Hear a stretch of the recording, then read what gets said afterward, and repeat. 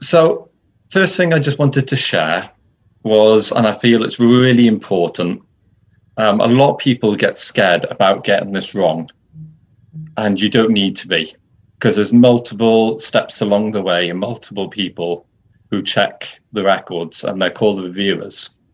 And to become a reviewer, you have to do a lot of records first and become very experienced. And as it's stated here, when they're checking your work, if it doesn't quite match, then somebody else checks it again. And if it still doesn't match, it gets checked again until everyone's confident that the record is correct. So never worry about getting it wrong or spelling errors, anything like that, because it's checked multiple times. So as soon as you log into Family Search, at the top, you can see different areas and indexing. That's where we'll go in a minute. But I just wanted to show the records that we searched today on your recommended tasks. Family Search is really clever because all the indexing things that we've done, it will link it to families in your tree. And the records come up here that have been indexed by individuals such as yourselves. So then they can connect it and add people in their family. So it's literally right here, all on Family Search, all the work you're doing. So hopefully, I think some of you showed earlier, you received the image I sent earlier of what the function buttons does. But I will go through them again today just to show you. Right, so we'll open this batch here. This is my computer loads. Does anybody have any questions while that's just loading? Oh, that's great. Right, so don't feel you have to do the whole record all in one go. This button at the top here that I'm hovering over, that means you could save it and come back later. So it doesn't all have to be done in one go, which takes the pressure away. So as soon as you come in, if you're not sure what to do, always press the purple question marks, and it explains everything that needs to be done step by step and just helps you along the way. So the first thing it's going to ask is there any data on here? And we can see that there are written names, so we know that there's data to be inputted. All right, so first main thing to do is just get yourself familiar with the different kind of records that you're indexing. So the first thing it's asking is for the census county, and we can see here that it's 30, so that's been inputted correctly.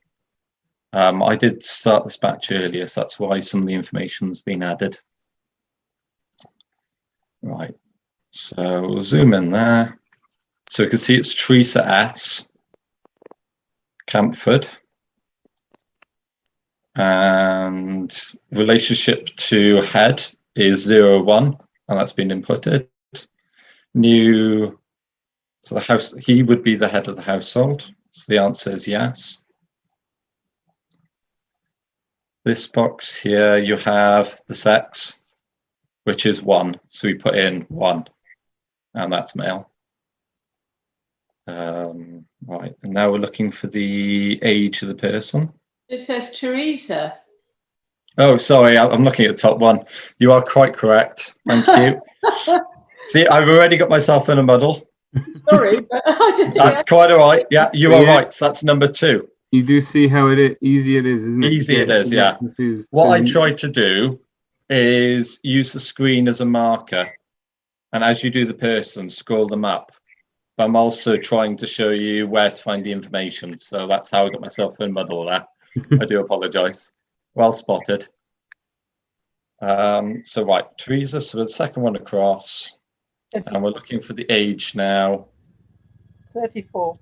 Oh, 34. Bang on. Marital status 1. So never married. And then birthplace is 33. Namibia. Right. So because this was inputted earlier, you can use this tab here, which copies what you put in the previous field, because you know it's the same district, because that's over, sorry, same, right, district. The set is the Is located there, yeah. yeah. And it is a bit hard to see, but it is a 4. But because that's going to be the same for every single one, that's why I press that button there. Okay, so every time you push that button on any field that you're working on, it copies the previous field, yeah. So like if I pressed it now, Teresa would come up again. It's not okay. Teresa because we know it's now number 3, which is Cleopatra. Oh, wow. But yes, that gives you an idea of what that function button does. If you know it's going to be the same for every single entry, you can press this one here that's next to it, and that copies them to all 10 of them. Wow. Right? That saves a lot of time because it means rather than you have to input it every single time, you could just press that button and it comes up for all of them.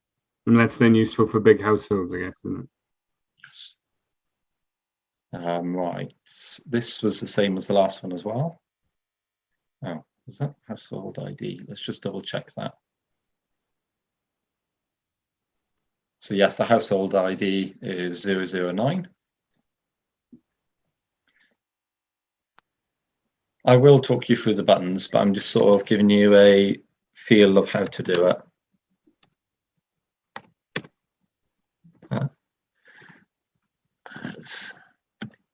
Right. Really important thing to remember as well is if they've spelt their name wrong or it's spelt differently to how you'd spell it, always spell it how it looks on the record. That's how they want it done, just in case that's how it's spelt or whatever. You always spell it the way they put on the record. Actually, I can save myself some time there. That's the same as the last one. Okay. And as you get used to it, you'll get a lot faster. Relationship to head is 3. Son or daughter. Yes, the household has been identified. And she's 2, female. How do you know? I mean, Cleopatra is obviously a female name, but how do you know the sex? Is a sex written down there? It is. So the third field over, right at the top, yeah, okay. says sex, and it's number coded. Not all records will be like that. No. But this one is. People have you told not to assume the sex, aren't you, from the name? No. It's not. If you don't know the sex, you use this button here, which puts the field as blank. Oh, right. Okay. Okay. Nice. Okay. Yeah, so never assume gender. Yeah, very good point there. Never assume gender. If it's not on the record, just mark it as blank. Or sometimes what you have is it's on the record, but it's smudged or it's really blurry. In which case, the information is there, but it's unreadable. So you press the question mark, which means unreadable. Great. Yeah, thank you. Those are really good, valid points. And it's really helpful to have that feedback. So if you have any questions, I'm going too slow at any point, please do stop me. Right, so we are looking for the age, which is this one here. And she's that one there. So she's 6. Marital status is blank, so we put that down as blank. Birthplace 30.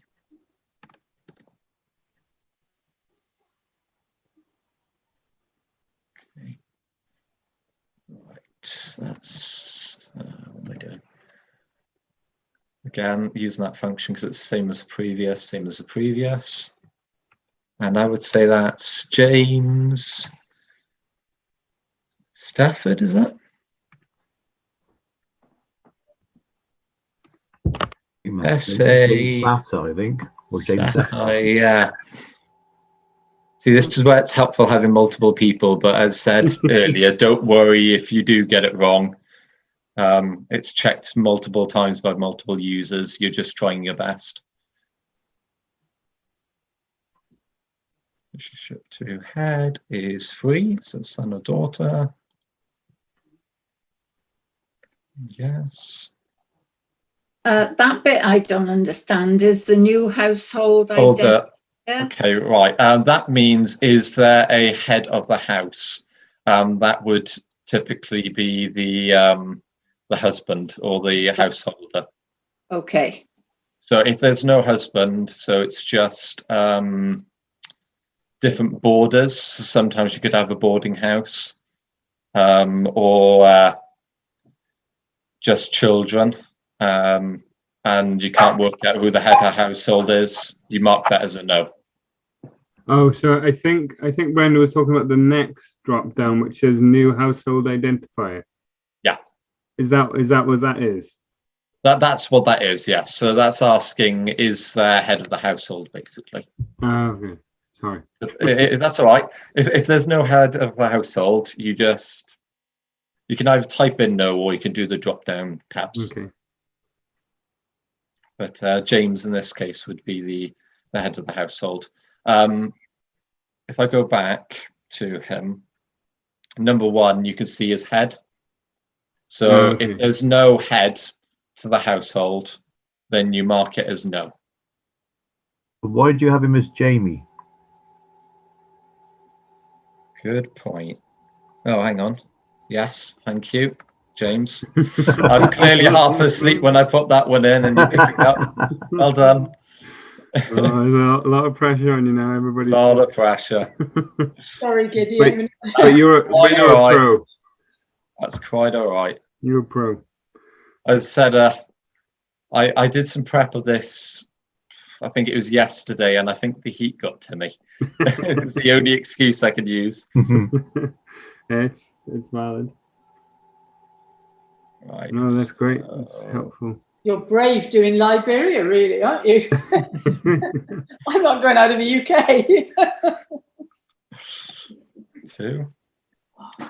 Outer status is blank. But yeah, I think that was one thing we were wondering in our meeting is you were talking about in our discussion, me and you, Brother Holman, it was the selecting batches for the ward. Yes. And I think you said you'd already selected an easy batch for us, right? Yeah, that's correct. You should have 2 on there at the moment. I know 1 is about to expire, but when 1 expires, a new one comes on, and I will make sure that's added for you straight away. In fact, would you like me to show you? Oh, hang on. Yeah, I guess you can show us where that is. Yes. Right. I'll show you one last thing before I close this record, and I'll also show you how to save it. Okay. So say we got to number 8 now. I've inputted all 8, but there's still 2 entries left. Because you can see it says 8 out of 10. But the last 2 are blank. There's no information there. So you click on the bin here and press delete all blank entries. Hang on. Let me mark those 2 as blank. And what that does is, because there's no information put in there, that deletes all the spare entries you have.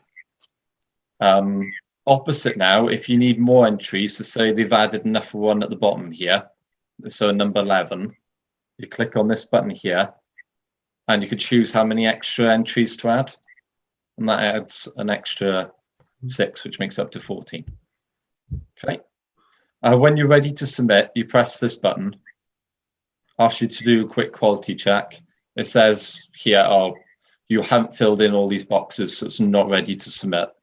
Once you filled all those in, it should be 0 and you can submit it. That button there, as I said earlier, saves it. And you can come back to it and comes under the My Batches section here. And once my computer's loaded, see, it's this one here, and I can just reopen that at any time. But I do have to get it done before the 28th, or it'll completely disappear. Okay. So it gives you a bit more time, so you don't have to do it all in one go, but do be aware that it does eventually expire. So as you can see at the bottom, it says there that the Liberia one is for beginners. Yes. But yeah, the Canadian one is intermediate, and you'd think with us not being able to recognize more English-based names, it would probably be Canada, wouldn't it? But you'd think so, yeah. It depends on the kind of record, whether it's handwritten or typed. Yeah. So at the bottom here, I'm various groups because I'm admin of various different things. But you should have Newport underneath Cardiff Wales Stake. So I'm going to go to Cardiff Wales Stake and then go to Newport to show you your ward one. But you're also welcome to go to the stake one if you need to find batches as well. That's not a problem. Or if you want to check on our progress as a stake, it's all here for you to see. Ooh. So yeah, we're getting close to our goal by the end of this month, as you can see. So the adopted projects, these are where you can find all the projects that have been added to your group, which I want to actually go to Newport so you can see yours in person.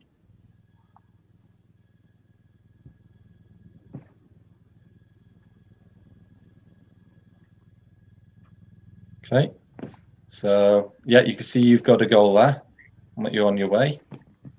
And here's your projects. So you can see the Liberia one. Deaf Records is an easy one as well, and the US Business Directory as well. So when you want to index them, all you do right next to them is Index Now button. Just click on that, and it takes you in ready to start doing your records. So that's how you find them really easily and quickly. Just go to your group. At the bottom is Find Project, Index Now. So I saw just a second ago when you opened this, there was a flash up of like a table with different characters above different words. Different table. Oh, writing to explain Handwriting. writing. Yeah. Which Yeah. one now are you talking about? Sorry. So if you open up a batch again, Okay, yeah. so and then look closely at the screen, you'll see something flash up. Okay. That. Yeah. That's just it loading up. Because it's got like different styles of writing that Yes. equate to the right letter. Or is that a table that you've got in one of these tools, or? Not really. This function tab at the top here is all you really got, although you do have these buttons, but that's more for admins and reviewers. What about that N with a curly bit on it? So like the last yes. but one. International characters. If I'm honest, I'm not sure what these buttons at the end Okay. here do, if I'm 100% honest. Oh, that's cool. This button onwards are the main buttons you're going to be using while indexing. What about the fourth one in? Is that handwriting? On the right-hand side and count 4 back. Oh, I see. Yeah, It's just checking It the looks like a handwriting. pen, 2, doesn't it? 3, yeah, 4. that one. That one. Ah, There you it are, is. yeah. That okay, there you are. That answers the question you were asking. That's it. Because that's gold in this job, isn't it? It does help with, and also looking at different people to sort of go, right, that's an F there. So later on, I can look and see, oh, that's an F, not a T. Mm-hmm. And comparing their handwriting throughout the different parts of the record. Yeah, I remember the last time I did it, I was praying that I could find one of those, and I couldn't find it. There are different kinds of batches. So if you're not confident, do have a look at different ones. One of my favorites personally is the business directory, which I'm going to show you how to do it as if you're an indexer, just to show you that if you did get it wrong, how the process works. So if you're ever worried about getting it wrong, it just reassures your mind a bit. So after you've indexed, it, the next step is for a viewer to look at it and to see if they agree with the information you've inputted in. So I like this one because it's all typed in. Oh, yeah. You can see it's all nice and clear. So somebody's already inputted all the information, and as a reviewer, my job is to come along, look at the record and go, right, Columbus, sorry, they've got that correct. I tick the box. If they had spelt it wrong, I would just change the spelling slightly and it goes, right, okay, I've changed that, which means somebody else has to now check it as well as me because I've disagreed. And as you can see there, it's Fields R. So you put Fields as the surname, which is correct. R is the given name as it's written, because we don't know what R stands for. Prefixed is like title, so Mr., Dr., Mrs., which is blank. His spouse isn't on there either, so they've rightly marked that as blank. Okay. Does anybody have any more sort of questions or want to know more about navigation? Just some comments on here. So if we go looking at those fields that you had there, Gideon. Oh, you've yeah. Now. Oh, sorry. Go back up the directory, please. That's quite all right. I can do that. Well, we knew where to find the theatrical wigs, didn't we? That's right. As I said, the more you just have a go at this, the more it'll become second nature to you, and you'll do it without thinking. 1, 2, 3, the 6th record down. So we've got Fielding, WM. Now, we should just put WM and don't assume it's William. That's correct. And the one below that, Fields, is probably Charles, but again, it's Chaz, so we have to put in exactly what it says. 1, 2, 3, 4, 5, 6, 7. That's why I couldn't find it. So yes, President's completely right. As you can see, they put WM in there. They haven't presumed that it's William, which is 100% correct. Mm-hmm. Chaz is in capitals. Do you have to put it in capitals, or could you just? I would put it exactly the same way as it is on the record. Put it in capitals, yeah. And in terms of they forenames, if you're looking for a forename, lower down again, we've got Fies, F-I-E-S, and then it says Miss Mary. So we've actually got a prefix there. Yeah. Yeah, let's go to Miss. There you are. See, prefix Miss. Sometimes you got to be really careful if you don't know if it's their surname or their first name. So say it was William John or John Williams. You don't know which way round it is, because they don't always put surname first or the given name first.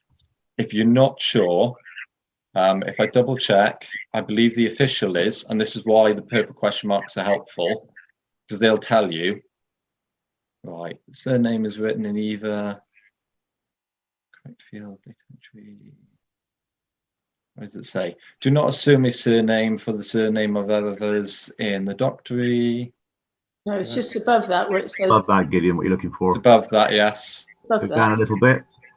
No, that's as far up as it goes. No, go down a little bit. Oh, Yeah. down. Sorry. If you cannot determine if a given name or a surname, type it in the given names field. Yeah. Okay.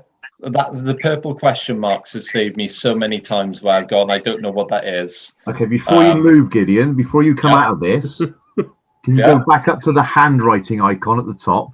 Mm-hmm.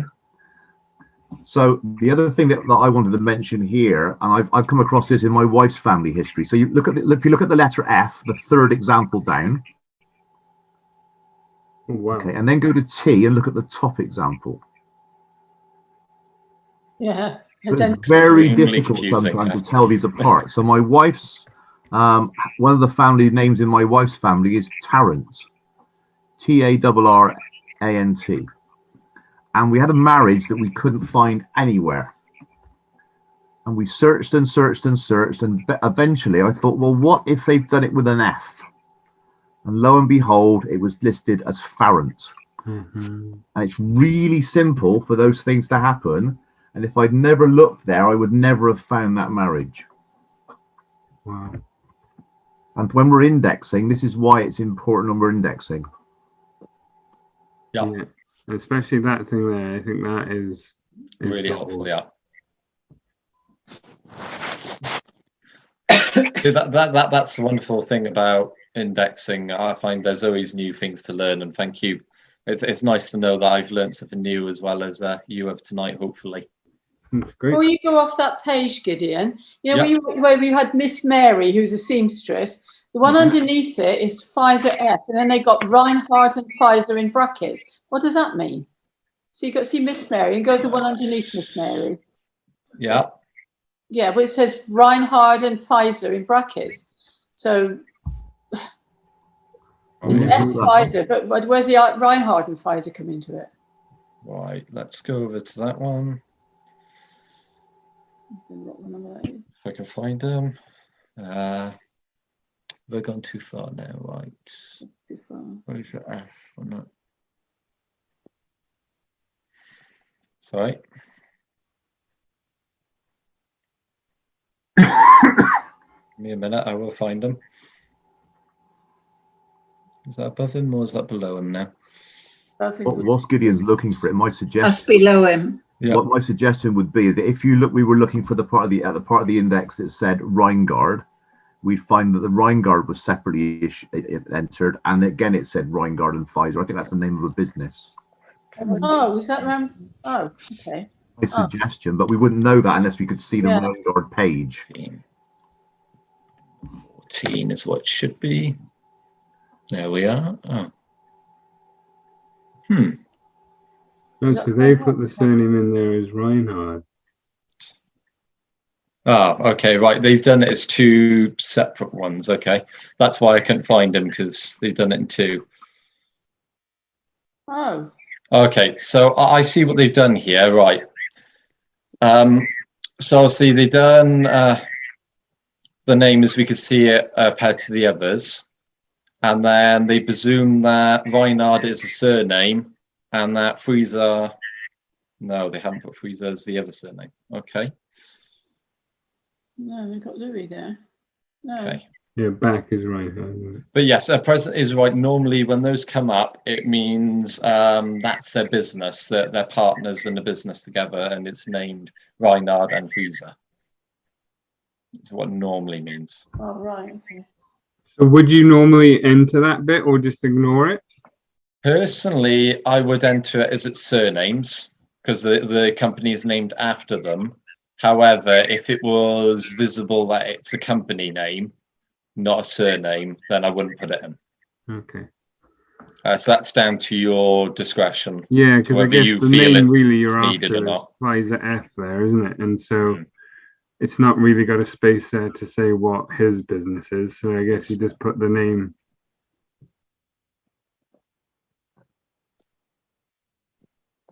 Right, where's The name the Pfizer Rock. right, I'm trying to find, hopefully I can find one, but we might not be able to find one. Okay, I'm just going to have to, oh, there you are. Oh, okay, it hasn't added the name in. When it says WID or abbreviations for widow, sometimes they'll put the spouse's name on the end or in the bracket with it. Do add that to the spouse's category. And that's what WID stands for, is widow sometimes is short. There are other abbreviations as well. Where are the abbreviations? Yeah, there you are. WID should be added. There are other abbreviations as well that you can look up online, but if WID is there, it means it's asking for a spouse. So do, before you're going, just do that purple question mark. It's the top thing I can say to people to do, because it teaches it for you. That's what indexing, the way it's laid out now, it's designed to help you. Okay, another question then, Gideon. Yeah. You've now got lower down there, it says First National Bank. Do we just skip that one? Yes, because that's a company, not a person. Okay. Although at the end of that is COP Gordon. He's the cashier, and the other person is the president of the bank. Yeah. So you would add them in. Okay. But obviously you wouldn't Skip that put section. First National Bank in. Do check, if you're doing a record like this as well, do check the sides and the top, because sometimes you have a name like FHE Hoardington, if I said that right. Make sure that's added as well. Don't get too focused on just the middle. Out. So the information on the side, is that an advertisement? Yes. Ceremonial Ohio Dental Rooms, Yeah. number 1 operating house. So But yes. obviously, if it does have a name, do add the name, because that's what they're wanting indexed, is all the names that are on this this file, directory in this case. Sorry, there was a question there, I think. Oh, I was just going to say, what entry would you put that in as? The first one or the last one? Personally, I'm not 100% sure what order you're officially supposed to do it, but I start from top to bottom. But on this case, I would start on the side because there's a side one, then top, then add all these in, then the bottom, and then the very last one you end on is the side going down, is what I personally would do. As long as all of them are added, it's completely up to you. Obviously, these ones in the middle, do them in order. Yeah. Otherwise, you're going to get jumbled up and you're not going to remember what you've done and what you haven't. This makes it easier to check then, I guess. Mm. All right. Was that all you had to share? That's all I can share. All I had to share, unless you guys had any questions / concerns about how to actually navigate around, or you're all happy about how to get to a batch and how to look at your progress and all that. Yeah. How are you guys feeling about this now?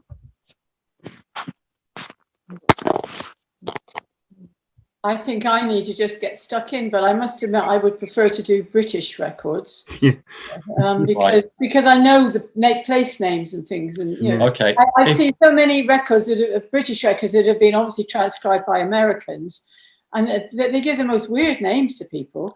Right. You know, I think you're better to do what you're familiar with, so that you it's easier to recognize Samuel, for instance, if you know the name Samuel, you know, but if it's a funny name that you don't even know what the name was, it's difficult to recognize it, isn't it? In that case, I will show you how to do by your country. Yeah. Be aware, though, that it's very rare that we get any easy batches for the UK anymore, because they've a lot of them have been done already. Yeah. So they will be more difficult. But I will show you how to get to them. I don't mind if people are passionate and they want to do a certain area. That's quite all right. Well, I feel more confident doing ones that where I know what the names are. That's perfectly fine. I guess the thing you got to battle with then is as you're getting further and further back, is the handwriting gets more crazy, doesn't it? Okay. Yeah. Right. So, Gideon. Sorry. Yes. I think it'd be worth mentioning that if someone clicks on doing a batch and the batch comes up and they think, oh my gosh, there's no way I can do this, they need to know how to return the batch. Yeah. I will show you how there to is do a that way right out. Now. There is a way out. You are quite right.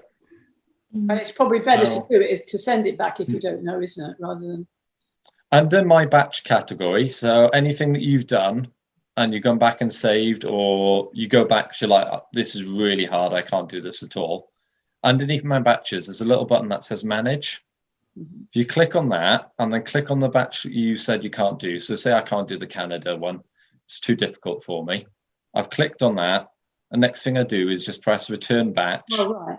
I see. And that goes back to anybody else that wants to try and take it on. It's not gone forever. It just goes back to somebody else to try. Right. So to answer your question about how to find UK records, instead of going to web indexing, if you go to overview and scroll all the way to the bottom, find a project. I'm hoping this is the right way. We're about to find out. Yes. Or you could go straight to find a project. You could go by different countries. It does a generic area, but obviously we're part of this area. So click there. Yes. United Kingdom. And all the ones for United Kingdom should come up here. So you can start indexing the island ones. There's Two Island. There's Cambridgeshire. Oh, they are all done. Essex. Yeah, those ones are done. Yeah. These ones, there you are, Lancashire. You can start doing the Lancashire ones. All right. 1400, wow. Middle Sussex. So there's, That'll there's be- plenty here. That'll be Obviously, hieroglyphs, I think. obviously be aware that these are more difficult setting. Hmm. And some of them go into Old English, and that's quite hard to read, or Latin even. Mm. And that's where I think that little handwriting Thing comes key in helpful. will be super helpful, because I was yearning for that when I did this. If you also want to try and find things according to difficulty level, if you just press find batch, on the side here, I have ticked beginner. If you tick the other boxes, intermediate will come up as well. Or if you feel really brave, you could do advanced and then tick the other boxes and do the advanced batches. So it's all according to your confidence and what you feel ready to do. The But you easy can open them and ones, see, can't sorry. you can open them and see, and then say, "Oh, I can't do it." Send them do back. it and send it back. You're more than welcome to do that, yes. Yeah. Maria, I remember you saying you had trouble when you were doing yours. Is this help you a bit with your struggles? Oh, you're still on mute. Sorry to put you on the spot. Sorry. I just wonder that's whether okay. it was you had Just- any questions. Just making notes. I think What- it's just going to be a case of just going on there and playing with it, really. Mm-hmm. Were you on a easy batch when you were having troubles, or were you just doing a random batch? You know, No, it was easy. it was easy. Don't worry about it. Some of the easy ones are actually surprisingly difficult. Yeah. I'll be easy, Because Maria. yeah, that's handwriting for you. Never feel discouraged though. And as I said, the main thing that I would like you all to take away today is don't worry about getting it wrong. As I said, it's checked multiple times. So don't ever feel that, oh, I'm not going to do it because, you know, I'm worried about getting something wrong. The thing is, we're supposed to all do this on the 31st, aren't we? But we could do the vast majority of a batch, because they're going to take more than 15 minutes, a lot of these. We could do the vast majority of it.